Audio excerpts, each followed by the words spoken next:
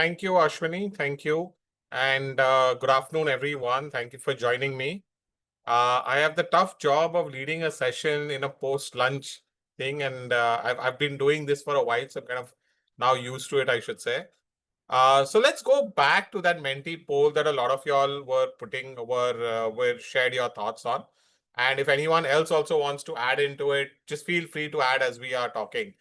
And the one thing that stands out to me out here is the lack of common terminology, right? We can see that pretty much a lot of things have been said, but nothing has been said a lot, a lot. Like many of y'all have said very different terms, different words. Individual donors and community mobilizing seems to be two things that are standing out a little bit, but the word cloud, as you know, a word cloud basically becomes each term becomes larger based on how many people say it. And out here we are seeing that not many have actually said similar things. We've all said different things. So I think the first job is really to come to a common terminology, a common language around some of this, and we will be talking through a little bit of that during the presentation, right? I can see that only 19 people are using it, so it would be good if more people can log into menti.com, use few for the next couple of questions as well. So I'm going to take a stab and say most of y'all do not do retail fundraising actively, right? And that's why you've come to this session. So here I have, I'm asking you a question of why you don't do it. What is the reason? What is the main reason that you have? What is your primary reason that you don't do retail fundraising? And would be great if you can answer that. I'm just going to share my screen so that you all can see what I'm talking about. Yeah. Yeah. So, what is the main reason that why do you not do retail fundraising actively? And if I'm wrong, feel free to go for the last option that you do it actively. But would love to see more responses. I think based on what I hear from this poll, I'm actually going to customize what I'm going to be speaking about and what parts of the presentation I should focus on a lot more. We have 56 people, I think, on this, or 60 plus people on this call. I should at least get half the number of responses, right? Come on, guys. At least 30 responses I should get to you. I have to wake you up in itself. And one more thing, would love it if we can have more people with video on, right? I am probably just now the only person or a couple of people with video on, everyone's on black screens. I don't think you would enjoy this presentation if I switched off my video. And I would certainly want to have a more interactive discussion. So bandwidth permitting, not permitting, figure out a way to make bandwidth permit you. But let's get videos on, right? Let's see each other. Let's talk to each other. Let's have a real discussion today. Thank you for everyone who switched on the video, and I will look at more people to also switch it on. And also for more people to actually respond to this question. Great to see a lot of people doing retail fundraising actively. I think that's very interesting. And for those people who are saying other, if you can put down in the chat box why you are saying other, like what is the reason that you are not currently doing retail fundraising actively, I think it would be useful to get a sense of that also. I don't know where my chat is. Okay. Yeah, here's my chat. Sorry. So I will. So if you can put down on chat what you mean when you say other, right? Doing retail fundraising from past 15 years, very nice. Somebody saying they found limited success. Very interestingly, most of you are saying you don't know how to. Right? And yeah, I think we've got a good number of responses. Thank you everyone for being so cooperative in this. Yet far short of what I was hoping for. But yes, I think this is one of the big reasons that people don't do retail fundraising is they actively, I want to stress on the word actively out here. And that is because they say they don't know how to. And that's something we will also try to address in the later half of today's presentation in terms of what can you do and how can you do this more actively, right?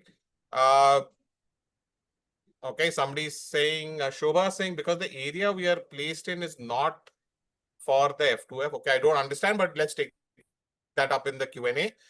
Feel free to keep putting in questions into the chat. I'll try and pick them up as we go through this presentation. But more importantly, it'll help me understand what you guys are thinking. And then we will obviously do a proper Q&A at the end of my session in 45 minutes, right? So great. So I think the big thing that comes out of it is the fact that you don't know how to.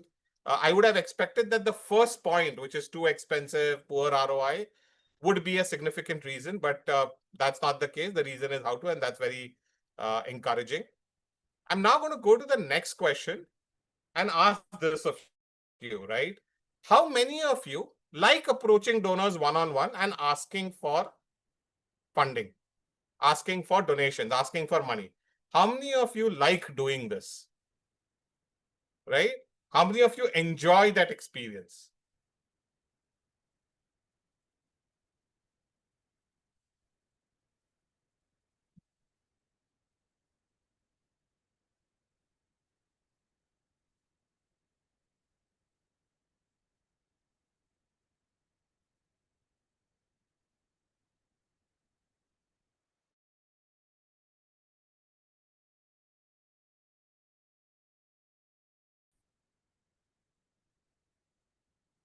Okay, I love those 5 people, 6 people who say they love doing this.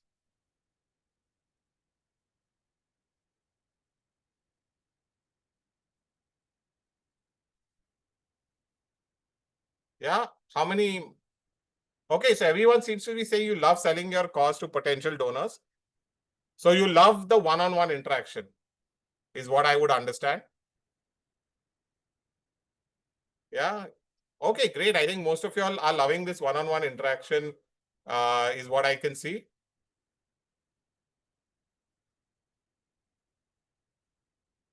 So retail fundraising, and I'm going to be very controversial out here, is to say it is not about doing 1:1 interaction. It is about doing 1:many interaction. And I will talk more about this again in the presentation. But this is great to know.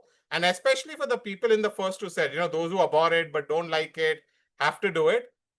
I'm going to say to you, retail fundraising is thus the thing for you. If you're not doing it, if you're also one of those who don't do retail fundraising, then this is the thing for you, because retail fundraising does not have one-on-one interaction. Ideally, retail fundraising is not one-on-one interaction, right? Let's go and understand how that is the case, right? So I'm going to now stop this. Thank you for bearing with me on this and start the presentation.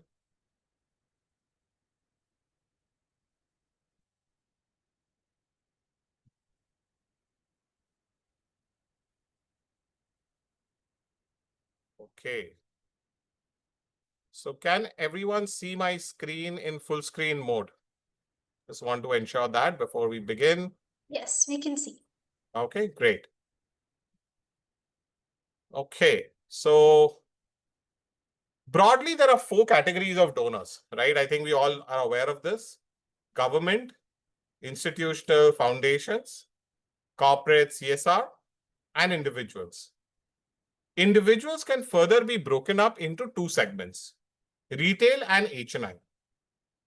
The full form of HNI is high net worth individuals. So what is a HNI? How do I separate out individual donors between retail and HNI? One of a very simple definition of that is actually simply saying that a donor who gives you more than 1 lakh rupees a year is HNI. Another definition of that is somebody is the value. So again, it's all by value, but what is that value? Should it be 1 lakh? Should it be 50,000? Should it be 5 lakhs? Will really depend on the stage of your organization, the size of your organization, the maturity of your organization, right? But one way to think about it is, what is that money's value worth to you? For example, if you're a new organization, maybe even 25,000 is a lot. If you're an organization with a budget of 10 crores, maybe even 2 lakhs is not good enough, right? So what is that amount of money for which you will meet the donor one-on-one give them feedback, tell them about your proposal, and ask for money at least twice a year. You are willing to engage in a one-on-one conversation with the donor. And when I say you, I mean you as the founder, right? You as a senior person in your organization are willing to do that. What is that amount of money? And that is what defines an HNI donor, right? So individual is broke up into two, retail and HNI. For now, we'll speak, to begin with, we'll speak about individual donors, and then we will kind of come down to a retail donor, right? So we're all having this great search for NGOs, right? Everywhere we go, we're searching for donors and we are facing problems. We're facing problems with CSR donors. We're facing problems with institutional donors, foreign funding, right? And we're facing problems in generally with getting new donors. And at the same time, retail donors or individual donors are something we are not considering as much, or most organizations are not. I'm glad to see some of you out here who are, but most organizations are not considering that much, even though they are very, very lucrative. Now, let me explain to you how they are lucrative, right? So for that, let us understand how much individuals give. How much do individuals give in India? We'll start off by first understanding how much they're giving in the US. In the US, individual giving is roughly 74% of all giving, right? 74% of all giving is individual giving. Now, can someone tell me what that number is in India? And just put it in the chat box. What percentage of giving in India do you think is individual giving? Right? And we'll broadly bucket this as individual versus corporate. So what do you think is individual giving in India? Okay, Alok says 10%. Pratham Books is saying 45%. Would love to know who's behind Pratham Books. Saurabh is saying 80% is by individuals. Very, very interesting. Amma Srinivas is also saying 60%. And then there are those who are saying 20%, 40%, 45%. So I'm seeing a huge war. Everything from 5% to 80% I'm seeing now. Right? Yeah, Shrija is saying just 5%. Let's look at what that number is. Giving in India is by individual donors is 47%. Right? And I'm just taking two buckets, individual and corporate, because this data is based on actual tax deductions that have been claimed. By actual tax deductions that have been claimed by corporates and by individuals. So it is not based on a survey. It is not based on anecdotal data. It's not based on a sample set. It is based on the entire set of data that is available, that is published by the government of India during every budget. We know now that individuals give 47% of the total amount, right? And I'm going to argue out here that yet this 47% is grossly underestimated. And the 53% of corporate is actually overestimated. And let's understand why. Right? So first of all, in case of corporate, the total CSR spend is roughly about 30,000 crores. Right? And a survey by Satwa itself has shown that the budget of the top 200 NGOs combined is only 9,000 crores. Okay, and thus only 30 to 40% of total CSR budgets are actually going to NGOs, maximum, right? 30 to 40% is going to NGOs. But in case of individuals, 100% is going to NGOs because they're getting the ATG receipt, right? For that. So 100% of that is going to NGOs. CSR spend 30,000 crores, 30 to 40% is going. So you're not even getting the full chunk. Why? Because CSR funds will also go to their own foundation. CSR funds will go to central, state, local government needs. So from your perspective as an NGO, the amount of funds coming to you from CSR is much lower, right? Then while CSR may be this huge bucket, but how much of it is coming to NGOs?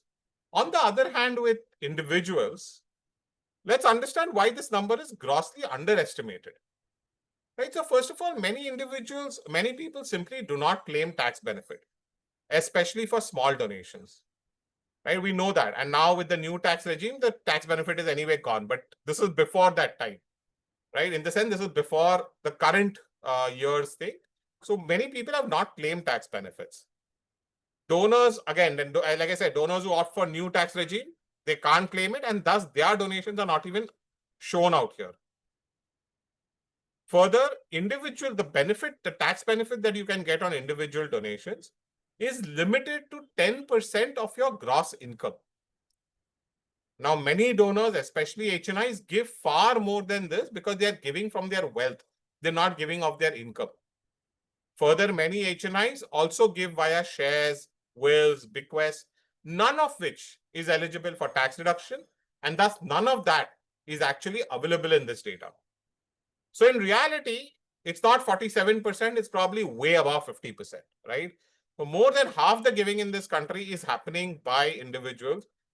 Are you as an NGO getting at least 25% of your donations from individuals? That should be the benchmark, at least the minimum benchmark you need to set for your organizations. And individual giving has also been growing. We've seen that from about 41% 5 years ago, it is now 47% of the total giving. In absolute terms, also it is growing, right? So it has grown by about 92% over the last 5 years, whereas corporate giving has grown by 48%, so roughly half.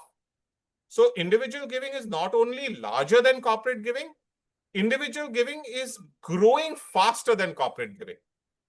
Now, how many of y'all are mirroring this in your organization? Is individual giving accounting for at least as much as corporate giving is accounting for, or is it less than that? Right? And that's the question you must ask yourself on, are you focusing on the right thing as well? Now, so we're already at more than 50%, and we have enormous potential, right? Generally, charitable giving is measured as a percentage of GDP.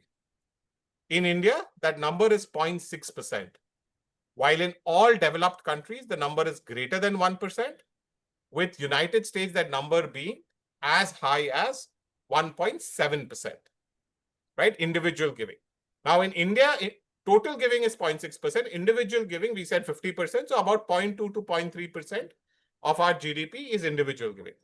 So we have a huge element of growth possible as we go from 0.2% of GDP to 1% in our quest and in our direction towards Viksit Bharat. We have a population of 140 crores, of which it's an 80 crore earning population today, and another 25 crores in an earning population tomorrow, right? So we have 100 crore potential givers in our country. And so there's no dearth of finding donors, right? Because remember, with individuals or with retail donors, everyone around you is a potential donor. For example, everybody on this call is a prospective donor. So let's kind of put all of this together and see where we are, right? So we said 45% of donations on average has been the case in the last 5 years. In US, it's more than 75. So we have growth to go from 45 to 75%. We have growth to go from 0.2% of GDP to 1% of GDP. 1 billion or 100 crore potential donors. We've also seen very high growth in individual giving, right? It is growing at twice the rate of corporate giving, as you've seen. And all of this looks very well because it essentially portends a growth. Whereas a country, we are seeing about 20% growth year on year in individual giving. Any platform is growing faster, 20-30% growth if you look at platforms. But individual giving is essentially growing at least 15 to 20% year on year, which is much faster than all other forms of giving. Now, so we've seen that this is great from the perspective of getting more and more donors. We are seeing a large bunch of donors who can give, large amount of money that can be given. Let us try and understand what other reasons are there why it is great to look at this number, and what is the other benefits that we can get from individual donors. So first is diversification, right? A lot of you want to look at individual donors, retail donors, to help you diversify from your existing funding sources, right? So you're not dependent on very few sources. You have other sources of funding that are there. Stability, right? Now, retail donors are far more stable in terms of their donations compared to corporates. And when I say stability, what I'm trying to say also is that even if you lose, say, 20% of your donors in a year, it's not that difficult to get back 20% of new donors. On the other hand, if you have 5 corporates and you lose one corporate, again 20%, you know that to get another corporate is potentially a 6 to 12-month life cycle phase wherein you will engage and work with a corporate before you get a grant. So it is not as resilient, it is not as stable as other forms of fundraising are. Right. Secondly, a corporate is going to max out its giving at 2% of net profit, right? That's what the CSR law tells us. It is going to be a maximum of 2% of net profit. Individuals, on the other hand, if engaged well, they can give for life. They can give for life, unlike corporations, foundations, which will only give for a time span, 3 years, 5 years, 1 year.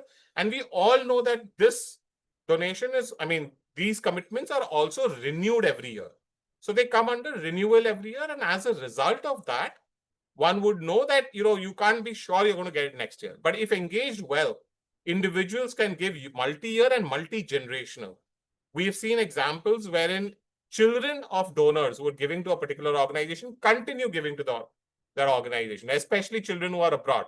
They don't have any idea what's good, what's not good in India, and they will continue giving to the same organization where their parents are giving.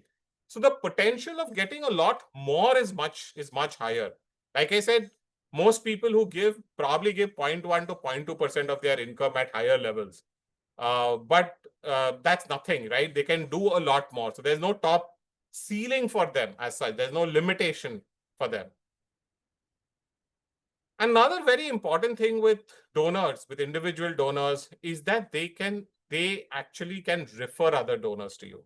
They can fundraise from you for their networks, right? Which other institutional corporate donor will refer donors, will fundraise from their networks. This is a unique characteristic with individual donors, which you're not going to get elsewhere. And last, the most important in my conversations with NGOs is your engagement. Is your engagement with your community, right? One of the reasons to actually get individual donors is to be able to engage your community. We spoke about, somebody said about this, about community mobilizing. That was one of the things in the word cloud that came out. So community mobilizing is one aspect of individual fundraising. It allows you to raise money from your own community of people, of beneficiaries, of donors, of stakeholders, and as a result, get them more involved in the cause of your organization. Because if they can get involved in the cause of your organization, they are much more likely to actually do more for you, and they can do beyond funds as well. And I'll give an example of that. There was one NGO in Bombay which used to work to provide creches on construction sites, right? So this, I think those of you all who work on this, I would be aware that this is a law which is there that you require creche on construction sites, but most construction sites did not have it. Now, they had a donor who knew the municipal commissioner of Bombay at that time. And that donor actually requested the municipal commissioner to get it enforced. And the municipal commissioner passed an additional order enforcing it and making sure that all these construction sites had creches. Now, this kind of change or this kind of impact, no money can get you. But the fact that you had an individual donor who had the right connection and was willing to use it actually made greater impact for you. And that's the value that individual donors can provide beyond the funds that they give you. Right? So do they want to give, right? Do they actually want to give? I think they do, right? There have been enough reports, enough surveys, the latest, you look at any report, you'll get roughly the same thing, right? There's a World Giving Report by CAF. I'm taking one report out of that, and it clearly shows that 83% of Indians would like to be part of an individual cause. And that's much higher than the UK and the US, right? There's a Harvest Prosumer report that actually mentioned that Indians are least cynical and most enthusiastic about driving change. 84% of Indians, which is 836 million adults, have given at least once a year, according to the CAF report. Right? And like I said, every report that you see will tell you that individual donations are growing about 20% year on year. And that's what even the India Philanthropy report has said. And this is per year. Remember, this is per year for each of the last 5 years. So fantastic growth. Right? However, most organizations look at this only when other funding streams become inaccessible, right? It is not something we do regularly. So it's not something we do actively. And so I was glad that there were a bunch of NGOs who were doing retail fundraising actively, right? But most of you don't do it actively, and we only look at it when there is a calamity, when there is a problem with our regular sources of funding. And that last happened, obviously, as we all know, during COVID, where we saw an upspurt of individual giving. 43% growth happened in individual giving during that time. Online giving increased because of lockdowns and social distancing. We saw an overall growth in all possible forms of online giving, whether it's wallets, whether it's cards. In that interim, we saw a huge growth. Now, the interesting thing is that that online giving element has continued to persist today, right? There is significant growth in all forms of online giving versus offline giving, which was the case predominantly pre-COVID. Having said that, organizations that managed to use that data or those donors and engage with them continue to see growth even post-COVID. Most organizations forgot about those donors, did not engage those donors, and their individual giving again dropped significantly, right? So I think it's very, very important to, when you get donors, to use these opportunities and engage with donors, and you will see results also happening. So let us now get into retail fundraising. And before I say, I think, like I said, we have to have some common terminology, right? What is that common terminology that binds us, that explains this idea to us? So let me ask you, and I'd like you guys to respond on chat. What is retail fundraising to you? What is retail fundraising? You can respond on chat. How would you define retail fundraising, or what are the elements of retail fundraising? What are the characteristics of retail fundraising? Anyone? Please don't tell me I've put you to sleep already. Alok is asking how much of the individual giving are informal, religious. None of this is informal. This is all formal because this is based on tax benefits that have been claimed, which can only be claimed by formal channels. Okay, so Kumam is saying small donations from individuals. Very right. So retail means small, definitely. Small amounts of funds. That's one characteristic. What other characteristic? What other characteristic?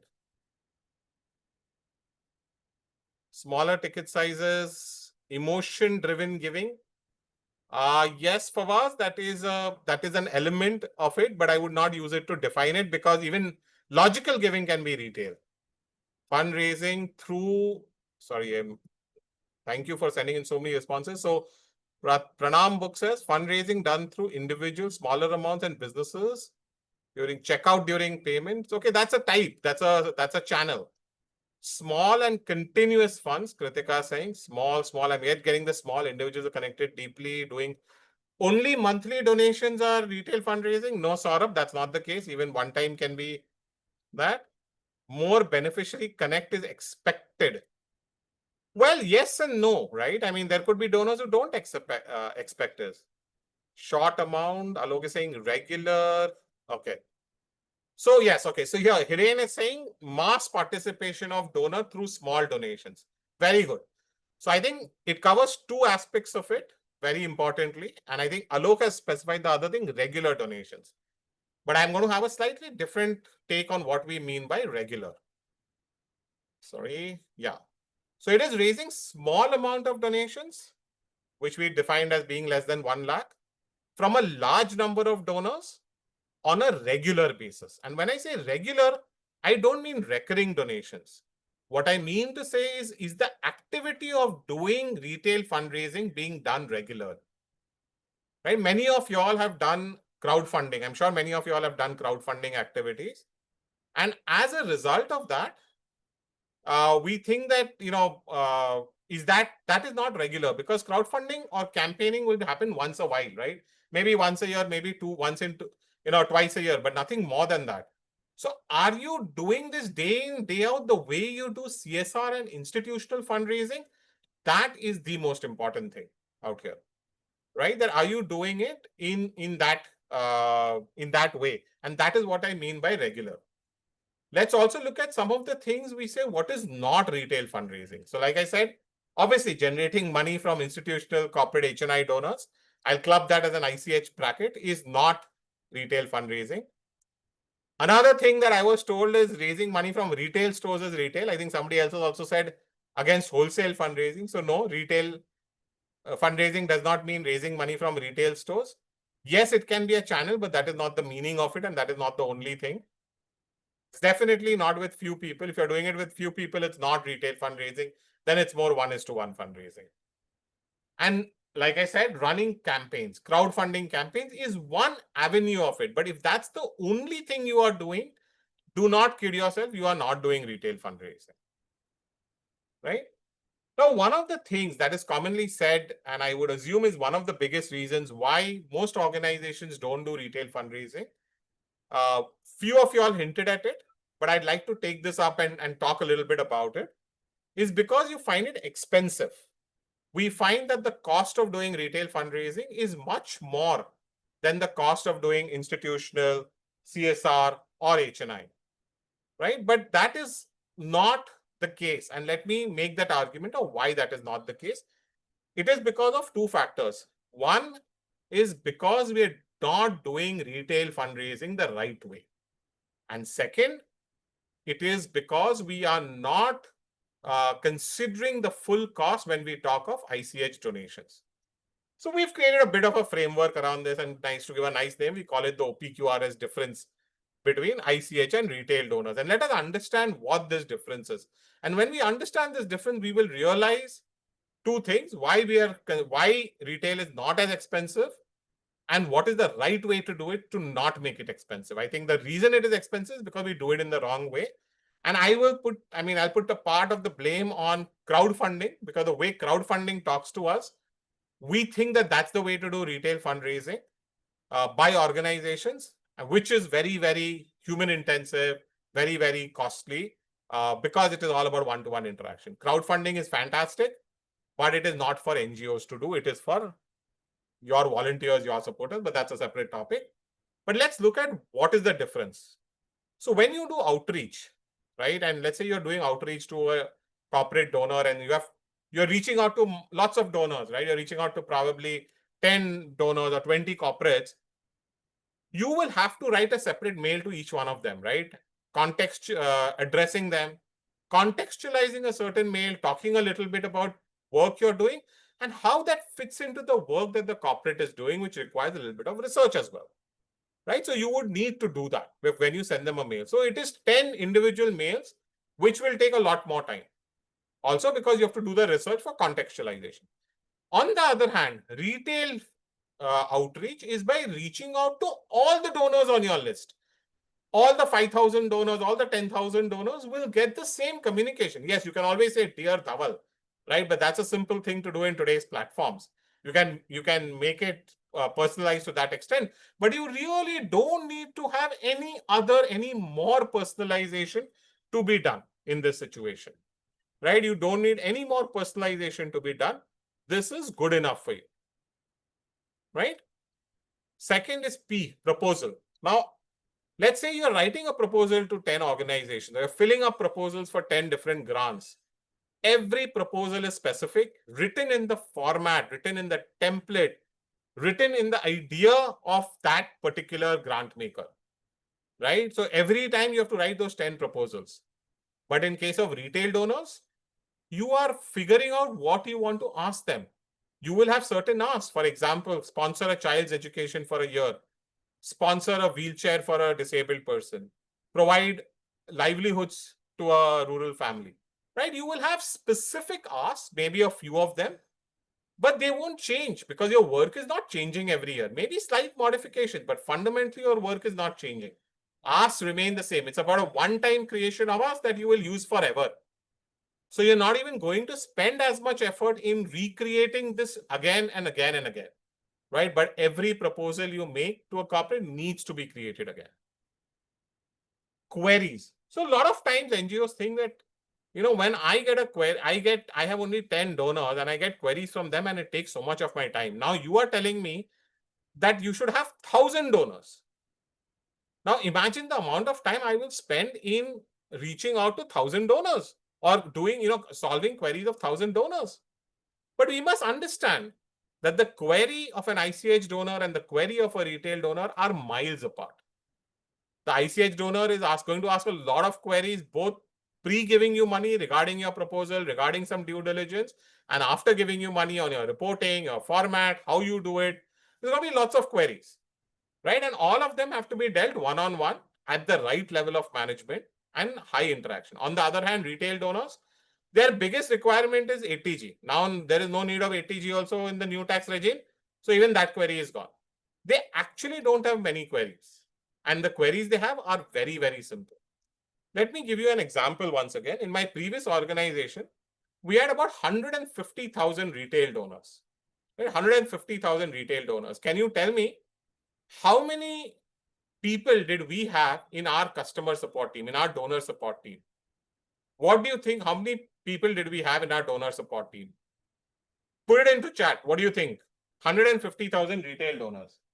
How many people in donor support? 1. Alice says 1. Babul says 5. Hiren says 2 to 4. Kritika saying 5. Okay, I'll tell you this. We had one person spending half their time in donor support and half their time doing other work. So we had designated only half a person. Why? Because we had the right technology, we had the right systems. And like I said, the biggest query was give my ATG. Right? Sorry, the biggest query for us was not even ATG. The biggest query for us was I forgot my password. Can you tell me how to get a new password? Even though we had a nice big forgot password link out there. Right? In today's day and age, we would probably just send an AI response. That time we had templates. We would just send a template response. Right? So I think it is very, very important to understand that cost is not high. So Alok, you're asking me whether the money from ICH is equivalent to 1,000 retail donors, right? My point of me saying this out here is I would actually say it's more. Because if you have 1,000 retail donors, on average, they will give you about 4,000, 5,000 rupees. And that's about 40, 50 lakhs. Right? Now you compare it with what you have from ICH, and there's no reason for it to be 1,000. Right? It can be 5,000, it can be 10,000 donors. My point is that the cost of that 40, 50 lakhs is actually lower than the cost of your 40, 50 lakhs from ICH donors. And that's what I'm trying to say. Even when it comes to reporting and engagement, you have to do separate reporting for every funder, right? I think many of y'all who are in CSR are aware of the fact that, I have heard cases where then this is an extreme case, one organization had to give 3 reports every month to its CSR funder, right? 36 reports. But the minimum is 4 reports, right? Once a quarter, 4 reports is the minimum that you're giving. On the other hand, and that is for every donor, every corporate donor, every institutional donor, right? On the other hand, with retail donors, you are not going to give a specific report for every donor. It's a standardized report. It's a common report, maybe 1 report per program to the donors of that particular program. That's it, right? You're running 5 programs, maybe you'll do 5 reports, maybe, and that's more an update that you're doing for all of them. And most importantly, and this is the part where we do not estimate our costs correctly, the person who does ICH fundraising is typically the founder, the CEO, or a senior staff member whose time is invaluable. Their significant time is going in fundraising. In case of retail donors, you don't need that. In fact, we say retail fundraising should not be done by the founder or the CEO or by the head of fundraising. It is done by a mid or a junior level person with guidance, with support, with coaching, mentoring from a senior person. So the cost of that also is much lower than the cost of ICH fundraising. Right? Beyond that, there are some other myths that I would put down which further land up increasing the cost of fundraising.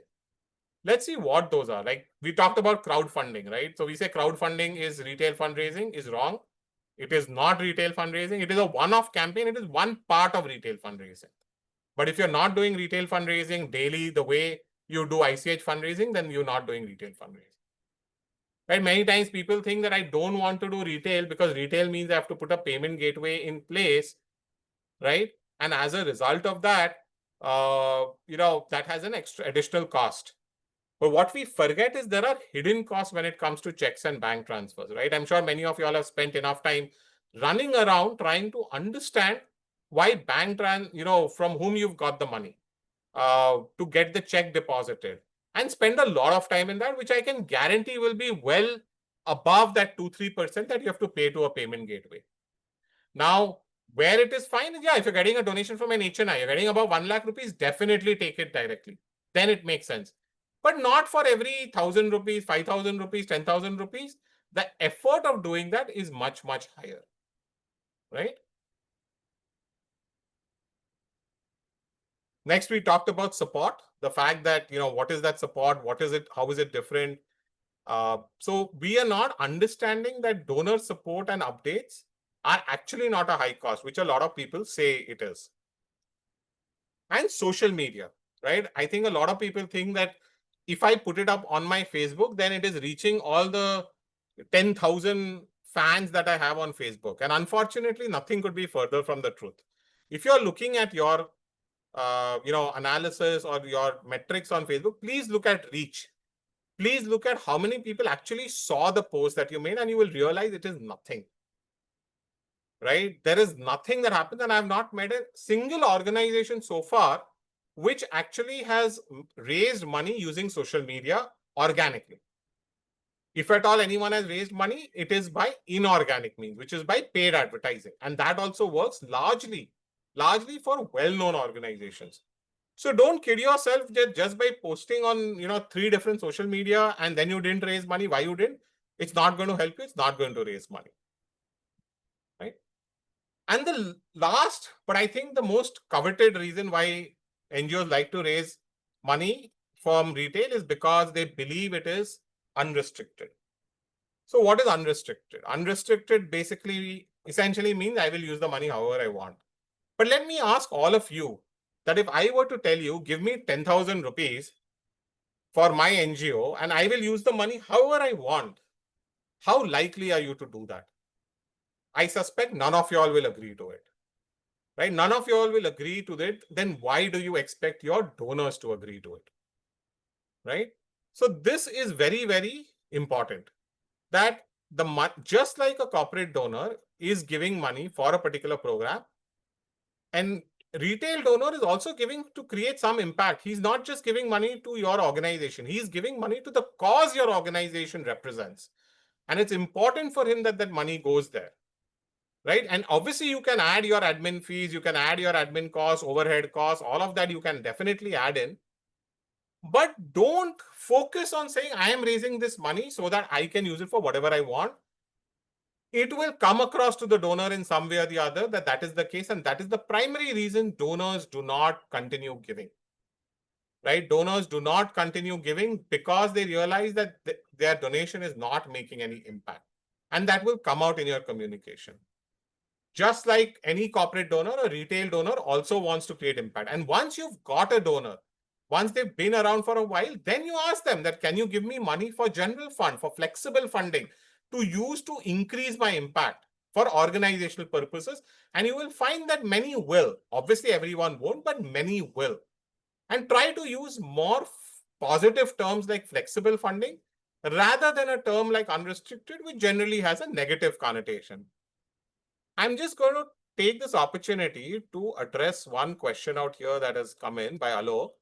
So Alok is saying even big UN organizations cannot maintain a 20% attrition rate. So with automation for 1,000 donors and no personalized relationship building, why would they donate? Again, unfortunately, we have this issue in our organization.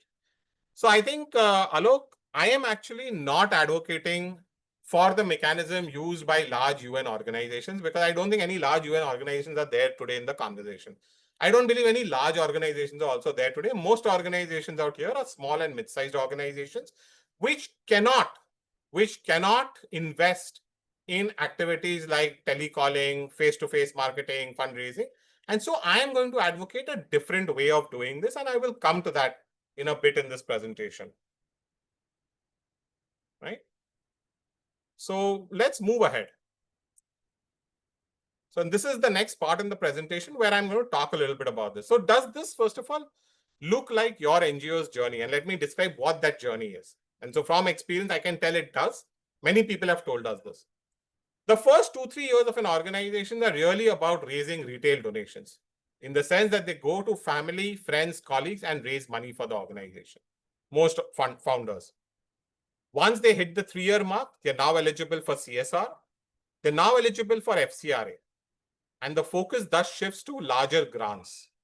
They've proven their theory of change, and they can now approach institutional investors to actually get more donations, larger donations. As this happens and the size of the organization grows, there are new problems that come up down the line. Those tend to be liquidity issues because they don't get the money in time that they're supposed to get. Struggles to get administrative funding.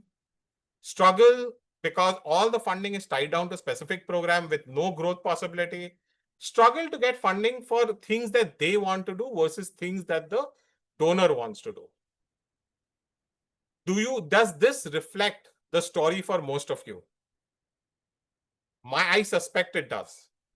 And the challenge is at this point of time, at the 10-year, 12, 15-year mark, is when a lot of founders wish that they could have done more of retail fundraising to capitalize on the fact that they are able to get funding for what they want to do rather than what the donor wants to do. They can get funding to modify their campaigns, to run experiments, and to have some enough liquidity. But at that point of time, their time is far better spent in larger donations and not smaller donations. And they don't have the ability to figure out how to do retail fundraising. Now, most of y'all said this, right? Most of y'all said, I don't know how to, and which is why I don't do. I am going to spend a few minutes talking about how that retail fundraising is going to happen, right? And when I talk about that, how to, and I'm only going to talk about it for 15, 20 minutes, we have a 20-hour program which talks about how to do this. I'm going to try and compress that into the next 20 minutes, right? So we call this the life program, and we say you need to bring life into your retail fundraising. That starts with two parallel efforts. One is to create a list of prospective donors. Second is to inspire them with stories, motivations, and your ask, your product. What are you asking money for? When both of these come together, you actually fundraise. You can fundraise when you have these two elements. When you fundraise, the next thing to also do is engage with donors. Because if you do not engage with donors, they are not going to give you new donors, and nor are they going to become repeat donors. So Alok, if I have to just answer your question very simply, I would say that most organizations don't engage. I have had large organizations come to me and ask me the exact same question, saying, how do I get new donors? And I have two questions for them. What is your retention rate?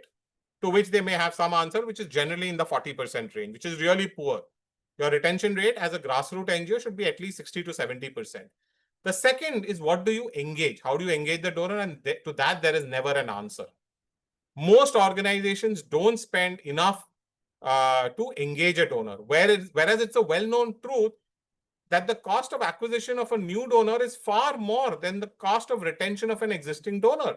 And what is the cost of retention? The cost of retention is doing engagement activities, right? So this 4-phase framework that we have developed at Dana Mojo is list, inspire, fundraise, engage, where in the first phase, you create a list not just of donors, but prospective donors. And the beauty about this is that everyone you know is a prospective donor, right? Everyone you know is a retail donor. So you're not really creating a list of donors, you're creating a list of those who can be donors, right? Those who can be donors. You then inspire them by writing up a story of your organization, a founding story, and the ask that you make, and fundraise from them. Later on, you engage with them on an ongoing basis. And what is that engagement? In the form of online engagement via newsletter, social media. Social media should be used to engage, should not be used to ask, should not be used to acquire, and creating offline engagement activities as well, right? So let's start with the first part, right? Why is it important to create a prospective donor list? So your donations are a function of three things: your reach, which is the number of people you have, the channels you employ for that reach, which could be email, WhatsApp, social media, face-to-face, whatever, and your ask, right, which is your fundraising appeal. That is really the way you get most donations. Now, the ask is something you can keep trying to make better, but you will never be satisfied with it. And despite how much ever you keep trying to improve it, you're not going to get exponential growth. Maybe it'll become by 10%, 20%, 30% is what it will become better. Your donations might become better by having a better ask. Channels, there are a fixed number of channels, right? You can use email, you can use WhatsApp, you can use social media, but it's all a fixed number at the end of the day. The only number which in a sense and for India is infinite is reach. The number of potential donors that you can have in your database is the single largest factor for your growth. The more the number of people, the more the donation. If you have 5,000 people in your list, you will have 5 times more donation than 1,000 people. If you have 10,000 people in your list, you will have 10 times more donation than 1,000 people, right? The next phase is inspire, right? This is part which consists of two pieces, the story and the ask, right? I'm not going to talk about the story. There are enough resources available on how to write a good story. But one thing that a lot of organizations miss out is about an ask. Once your donor loves your story, is intrigued by your organization, they need to know what they are donating for, which is what we call a donation option or a product, a campaign, a specific ask for a specific requirement. Things like educate a child for a year. That's a kind of a donation option. So you need to make this, have this in whatever communication collateral that you are sending out. And then you are ready to go out there and ask for funds, armed with your donor list and armed with your story and donation ask. For that to happen, you will either use a crowdfunding platform to raise money or on your own website. I strongly urge all of you all to look at your own website to raise money, because while crowdfunding platforms might say that they have zero platform fees, they ask your donors for a tip, and donors willingly, unwillingly land up paying anywhere from 5 to 20% as tip. On the other hand, payment gateways will take typically about 2 to 5%, right? And there are ways, and so just the cost of it, just the cost differential of it should make you realize that. And there are many other factors why you should not use. As an NGO, you should not use a crowdfunding platform. As an NGO, you should use your website. The donor has an ability to come back to your website and donate again. The donor has the ability to learn more about your organization on your website. The donor has the ability to be engaged on your website. None of this is available on a crowdfunding platform, right? And both online and offline activities are necessary to engage with donors. Online can take the form of newsletters, social media posts, blogs. Offline can take the form of donor visits, volunteering opportunities, or events that you are running. And even so, when you're doing a newsletter, you got to think about what is the purpose of the newsletter. Please understand that 16 article newsletters about your organization, nobody is interested in. Nobody is interested in downloading a PDF and reading from that. People donate to you because of your cause, and that cause needs to take center stage in your article, right? So a human interest story. Now that can be about various different things. Doesn't just have to be a beneficiary. Can be a founder, can be a donor story, can be a board member story. The next is sector news. So what are the sector news that are there? Because they're giving to the cause, can you give them latest information about the cause? And finally, organizational updates would be the last part of it in a 3-article newsletter. The other thing we strongly encourage, one thing you could think of as an offline engagement, which is very, very important for everyone to have at least one offline engagement, is basically something like a donor day, right? Can you have a structured guided visit of the premises on a regular basis? For example, the 3rd Saturday of each month, asking donors to join you in like a picnic for them and their family, right? And it should be very, very structured in going about your entire center, your offices, including some activities, and a very well laid out plan that is done in a manner which not only excites the donor, but also ensures that at the end of it, you ask for money, right? This is a very powerful engagement experience that you could potentially have.